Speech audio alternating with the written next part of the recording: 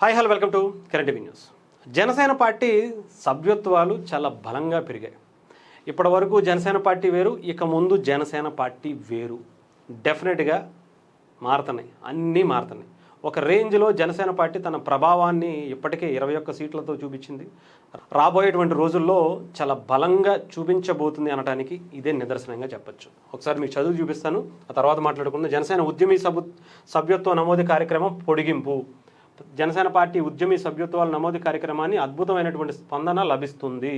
ఈ నేపథ్యంలో వివిధ జిల్లాల మరియు నియోజకవర్గాల నుంచి వస్తున్నటువంటి అభ్యర్థులను పరిగణనలోకి తీసుకుని సభ్యత్వ నమోదు కార్యక్రమాన్ని మరికొన్ని రోజుల పాటు పొడిగించాలని జనసేన పార్టీ నిర్ణయించింది. సభ్యత్వ నమోదు కార్యక్రమానికి సంబంధించి ప్రజల నుంచి, ముఖ్యంగా యువత నుంచి మరియు వివిధ వర్గాల నుంచి విశేషమైనటువంటి స్పందన లభించడం జనసేన పార్టీ పట్ల పెరుగుతున్నటువంటి విశ్వాసానికి నిదర్శనం. గత నెల రోజులుగా ఒక ఉద్యమంగా సాగుతున్నటువంటి ఉద్యమీ సభ్యత్వ నమోదు కార్యక్రమం ఇప్పటికే దాదాపు 20 లక్షలు, ఇప్పటికీ లాస్ట్ ఇయర్ వరకు 12.80 లక్షల దగ్గర ఉండేటువంటి జనసేన సభ్యత్వాల జనసేన బలం ఇప్పుడు 20 లక్షలు దాటింది.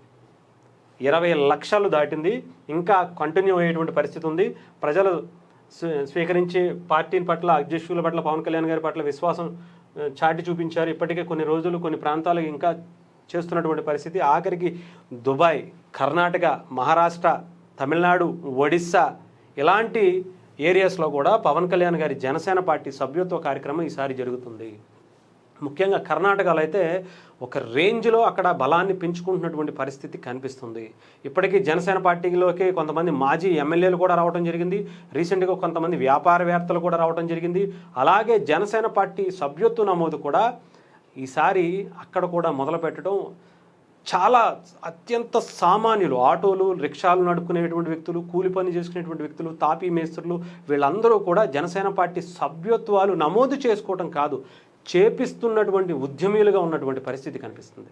సో జనసేన పార్టీ తన బలాన్ని ఈసారి ఒక రేంజ్లో చూపించడానికి సిద్ధమవుతుంది. రేపొద్దున వచ్చేటువంటి సాధారణ ఎన్నికలు అంటే అసెంబ్లీ, పార్లమెంట్ ఎలక్షన్స్తో పాటు లోకల్ జరిగేటువంటి పంచాయతీ, జడ్పీటీసీ, మిగతా ఎలక్షన్స్లో కూడా చాలా బలమైనటువంటి వ్యూహాలతో ముందుకు వెళుతుంది. కొంతమంది కేడర్లో నిరుత్సాహం ఉన్నా కూడా ఈ రేంజ్లో సభ్యత్వం పెరిగాయి అంటే గుర్తుపెట్టుకోండి ఏ రకంగా ఉండబోతుందో, ఏ రకంగా చూపించబోతుందో.